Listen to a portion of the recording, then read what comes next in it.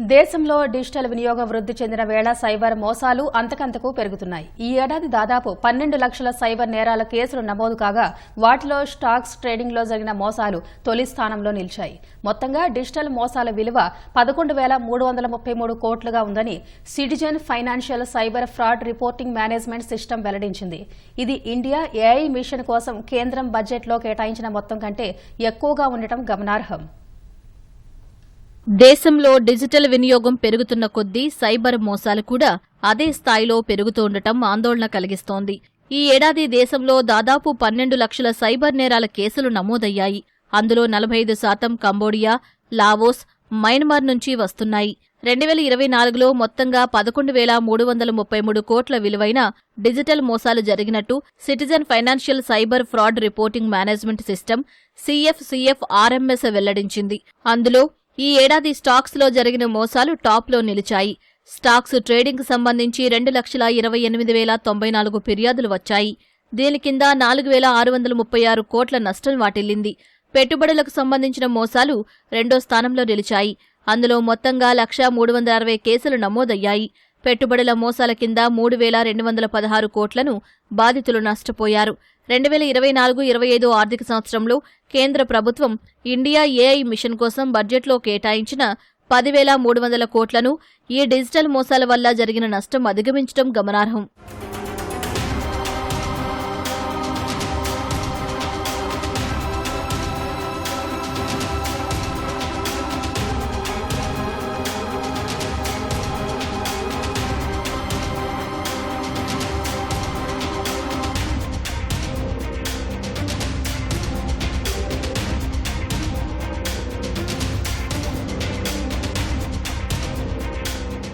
ఈ ఏడాది మార్చిలో ఎలక్ట్రానిక్స్ ఇన్ఫర్మేషన్ టెక్నాలజీ మంత్రిత్వ శాఖ బడ్జెట్లో భాగంగా కేంద్రం 21,936.90 కోట్లు కేటాయించింది. అందులో ఇండియా ఏఐ మిషన్ కోసం 10,300 కోట్లను కేటాయించింది.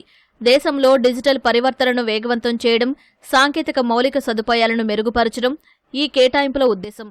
సైబర్ మోసాలు చేస్తున్న నిందితులు చెక్కులు, సెంట్రల్ బ్యాంక్ డిజిటల్ కరెన్సీలు, ఫిన్టెక్, క్రిప్టో ప్లాట్ఫామ్లు, ఏటీఎంలు, వాలెట్లు వంటి పద్ధతుల ద్వారా దొంగిలించిన సొమ్మును విత్డ్రా చేసుకున్నట్టు దర్యాప్తులో వెల్లడైంది.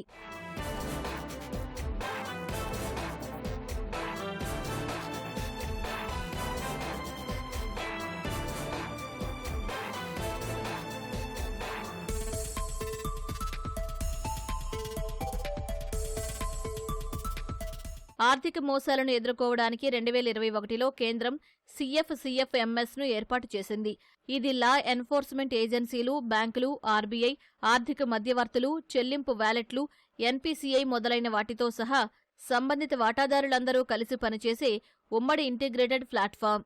బాధితుల నుంచి సైబర్ మోసగాళ్లకు వెళుతున్న డబ్బును నిరోధించడంతో పాటు త్వరితగతిన నిర్ణయాత్మక చర్యను తీసుకున్నట్లు నిర్ధారించడం CFCF-MS ఉద్దేశం.